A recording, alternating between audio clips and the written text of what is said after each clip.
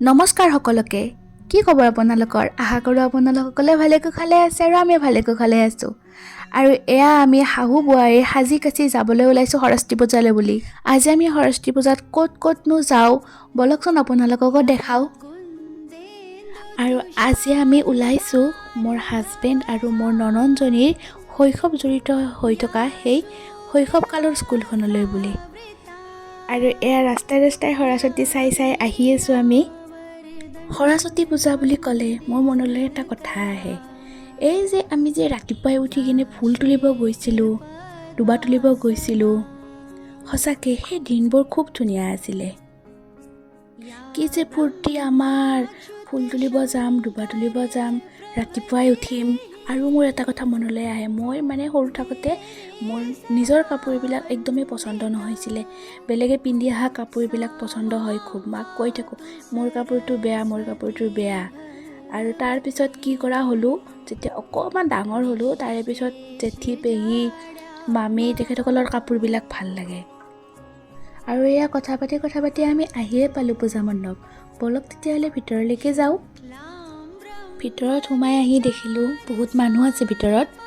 আৰু এয়া সৰু সৰু ছোৱালীবিলাকে মেখেলা চাদৰ পিন্ধি আহিছে। ইহঁতক দেখি শৈশৱ মনত পৰি গৈছে। আৰু সৰুতে যে মায়ে মেখেলা চাদৰ কিবাকৈ পিন্ধাই দিছিলে আৰু সেইযোৰ লৈয়ে স্কুল দৌৰিছিলোঁ।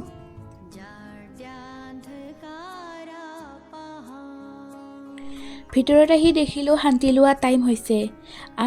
আমিও লওঁ, গতিকে তাত গৈ বহিলোঁ আমিও।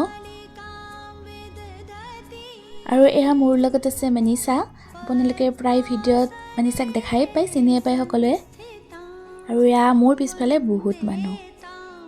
আৰু এয়া মোক মায়ে কৈ আছে যে স্কুলখনৰ ভিতৰত সোমাই আহিয়ে মায়ে মোৰ হাজবেণ্ড আৰু মোৰ ননন্দজনীৰ শৈশৱ দেখা পাইছে। এনেকুৱা লাগিছে যেন সিহঁতে ইয়াতে ক'ৰবাত দৌৰি আছে, মাৰ বোলে তেনেকুৱা ভাৱ হৈছে মনত, তাকে কৈ আছিলে মোক।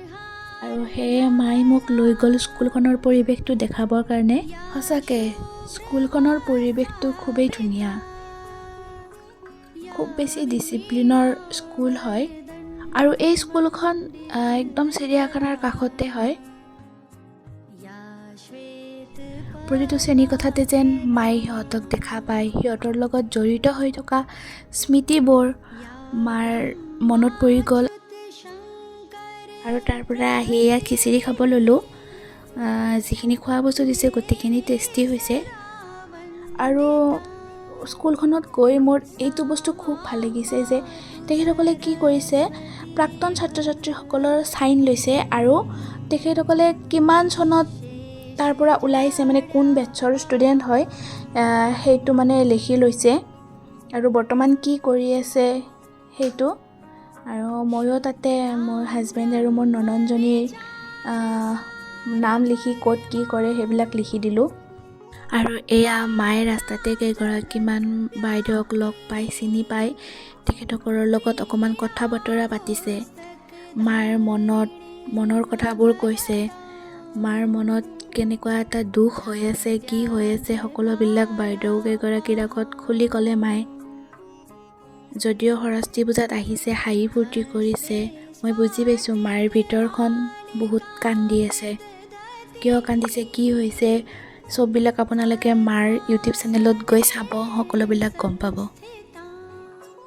আৰু এতিয়া আমি ঘৰলৈ বুলি উভতিলোঁ। গতিকে আজিৰ ভিডিঅ'টো ইমানখিনি আছিলে। নেক্সট এটা ভিডিঅ'ত লগ পোৱাৰ আশাৰে আজিলৈ বাই বাই।